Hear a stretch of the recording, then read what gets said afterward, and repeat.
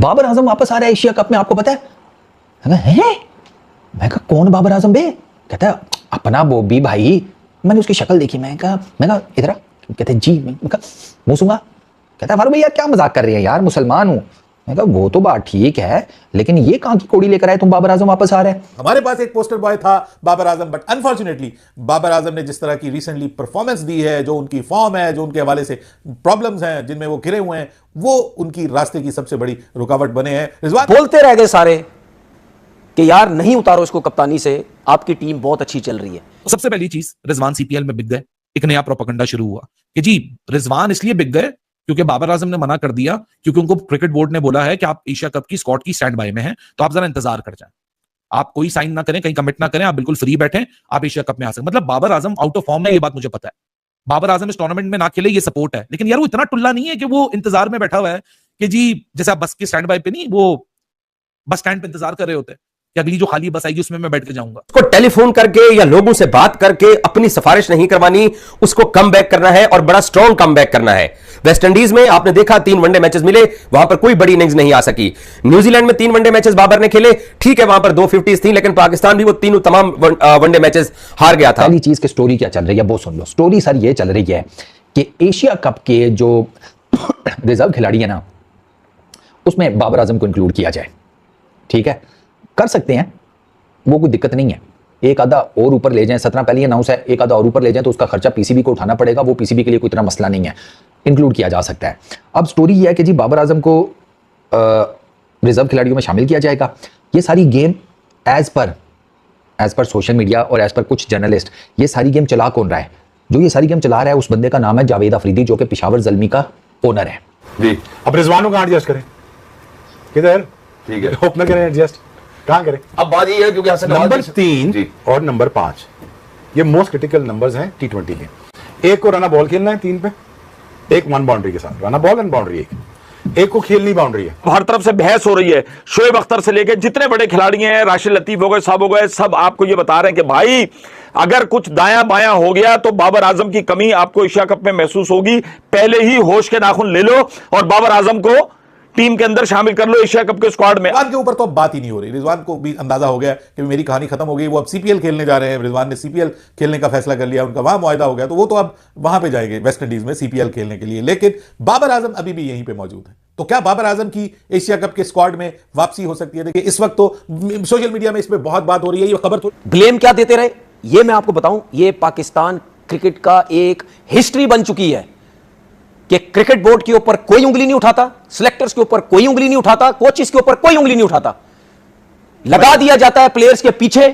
Media में कुछ लोगों को स्पेशल लाया जाता है कि एजेंडा लगाओ, इसके खिलाफ लगो, इसको उतारो, इसकी चीजें पकड़ो, चाहे टीवी चैनल्स हो चाहे सोशल मीडिया हो।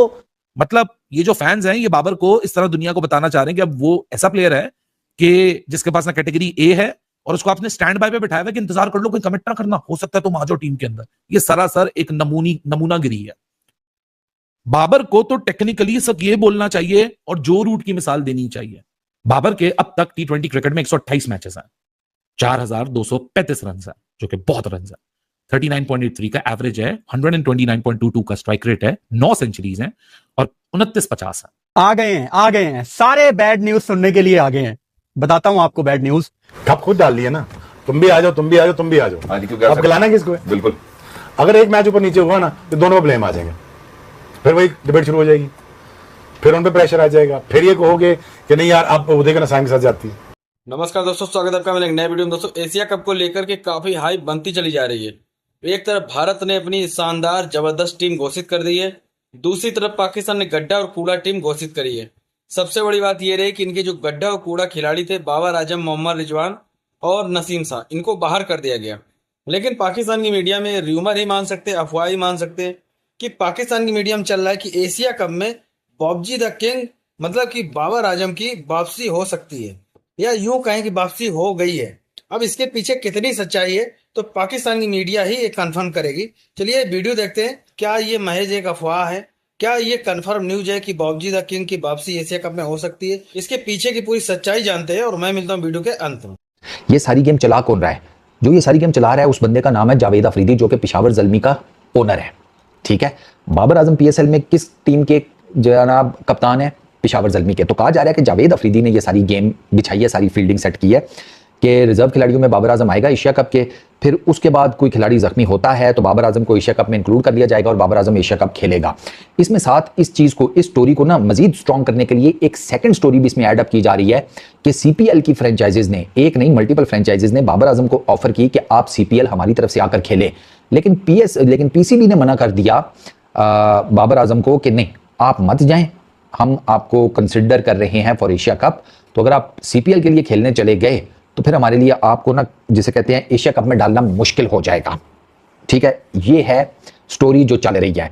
अब ये आउट ऑफ द बॉक्स जाके क्रिकेट खेलें to justify the places that we are rightfully needs to come back to this team. आपके preferred top 6, why did you drop them in the first place? Why? हाँ, तो जब आपके मुखालिफ बहुत ज्यादा हों, जब आपके ऊपर रिलाई बहुत ज्यादा किया जा रहा हो, तो 10 साल बाद फिर यही होता है कि आपको जब आपके बैट से रन्स नहीं आ रहा होता, इसमें कोई पॉलिटिक्स नहीं चल रही है, कोई क्रिकेट बोर्ड इनको सबक सिखाने की कोशिश नहीं कर रहा है, सिर्फ एक बड़ी सिंपल सी सादा सी बात है कि आपको पाकिस्तान को मैचेस जितवाने हैं। मैचेस तो शाहीन ने भी नहीं जितवाए हुए हैं बाय द वे, लेकिन शाहीन को 4 ओवर की टी20 क्रिकेट में पाकिस्तान ने वापस रखा है कि हम एक सीनियर बॉलर के साथ दुबई में हारिस रऊफ और शाहीन शाह अफरीदी मुकाबला करेंगे। लेकिन बाबर के ऊपर बर्डन इसलिए आ रहा है कि 3 साल हो गए थे, बाबर की तरफ से ना कोई सेंचुरी आ रही है, ना ही कोई मैच विनिंग इनिंग्स आ रही है, और इससे पहले भी जो बाबर ने 2-3 बड़े इवेंट्स खेले वहां पर एक आधी इनिंग्स आई है। तो फिर तनकीद करने वालों ने इस हद तक वो माहौल बना दिया, और फिर पाकिस्तान क्रिकेट बोर्ड को भी कहीं ना कहीं ये लगना शुरू हो गया कि यार इतने बड़े बैट्समैन पाकिस्तान टीम के लिए कुछ कर नहीं रहे हैं, तो फिर क्यों ना हम नए प्लेयर्स की तरफ जाए। अब के बाद हवा चेंज होगी, जो नाम अभी टीम में नहीं है उनके नाम लिए जाएंगे, भाई उसको होना चाहिए, उसको होना चाहिए, उसको होना चाहिए, उसको होना चाहिए। तो ये हमारी पॉलिसी 5 साल से ये चल रही है, ना प्लेयर आने दे रहे हैं, ना प्लेयर को बना रहे हैं। हाँ। मैं आपको अगेन बता देता हूं कि यही एक जो पॉसिबिलिटी, जो मिनिमम पॉसिबिलिटी है बाबर आजम की वापसी की, वो यही है कि कोई प्लेयर आपका अनफिट हो जाए, और उसमें अभी थोड़े बहुत चांसेस हैं, फखर जमान को लेकर के थोड़े बहुत डाउट्स हैं, वो अभी 100% फिट नहीं है, और फिर अगर वो खेलते हैं और खेलते हुए वो अनफिट हो जाते हैं तो फिर प्रॉब्लम बन सकता है कि पाकिस्तान को नंबर 3 के लिए अपने एक बल्लेबाज की जरूरत पड़ सकती है। उस सूरत में बहुत ही, जिसको कहते हैं ना, हाईली अनलाइकली चांसेस हैं, लेकिन चांसेस हैं अभी भी, मतलब किसी प्लेयर को मुकम्मल तौर पर रूल आउट तो नहीं किया जा सकता। पाकिस्तान में कुछ भी पॉसिबल है, और पाकिस्तान क्रिकेट में लास्ट मोमेंट पर भी डिसीजन ले लिए जाते हैं, लेकिन फिलहाल ऐसा होता हुआ दिखाई नहीं देता। क्योंकि इसके साथ एक तीसरी स्टोरी भी है जो बहुत कम लोग बात कर रहे हैं, शायद लोगों को पता नहीं है। वो स्टोरी ये है कि आकिब जावेद की छुट्टी होने लगी है। यस, इसमें एक तीसरा एंगल ये भी है कि जहां बाबर आजम की वापसी की बातें हो रही है, जावेद अफरीदी का नाम लिया जा रहा है, वहीं पर यह भी कहा जा रहा है कि भाई साहब आकिब जावेद की छुट्टी होने वाली है। बट सी कि जब जिस साल में बाबर का टी20 का पीक लगा, उसके बाद उस साल के बाद अगले 3 सालों में टेस्ट क्रिकेट में क्या हुआ, तो ये वो कंपैरिजन है बाबर के। ये लेफ्ट पे आपको टी20 नंबर्स दिख रहे हैं, राइट पे आपको टेस्ट क्रिकेट के नंबर्स दिख रहे हैं। दोस्तों देखा हमने वीडियो कैसे बावजूद द किंग की न्यूज चल रही है पाकिस्तानी मीडिया में। अब ये पाकिस्तानी मीडिया का एक प्रोपोगंडा ही हो सकता है, क्योंकि बाबर आजम एक वो खिलाड़ी है जिसको पाकिस्तान में बहुत अच्छी तरीके लोग जानते हैं, भले उसके हेटर्स हो, भले कोई भी हो, लेकिन गली गली में बाबर आजम के चर्चे होते हैं। तो हो सकता है कि एशिया कप को लेकर एक हाइप बनाई जा रही हो, क्योंकि पाकिस्तान के अंदर एशिया कप को लेकर कोई क्रेज नहीं है, कोई हाइप नहीं है, कोई मैच नहीं देखना चाहता, क्योंकि पाकिस्तान की जो टीम बनाई गई है, थकी हुई टीम बनाएगी। भले ही बाबूजी द किंग या रिजू डांसर, ये जो लोग थे, ये भले ही मैच नहीं जिता पाते थे, लेकिन एक क्रेज था इनकी वजह से। पाकिस्तान के जो लोग हैं वो मैच देखते थे इनकी वजह से। भले मैच हारने के बाद इनको गालियां देते थे, टीवी तोड़ते थे, वो एक अलग बात है, लेकिन अब ये जब से टीम में नहीं है तब से पाकिस्तान के अंदर जो मैच को लेकर, क्रिकेट को लेकर क्रेज होता है वो खत्म हो गया। तो हो सकता है कि मीडिया ने एक हाइप बनाने की कोशिश करी होगी, बाबूजी द किंग की वापसी हो रही है एशिया कप में। अब टीम घोषित हो गई है, वापसी किस हिसाब से हो रही है ये मेरे समझ में नहीं आ रहा है। हो भी सकता है कि कोई खिलाड़ी चोटिल करके बाहर करके इसको बाबूजी द किंग को अंदर कर ले, लेकिन ओवरऑल जो इनका हसर होने वाला वो यही होने वाला है कि ये बहुत बुरी तरीके से हारेंगे।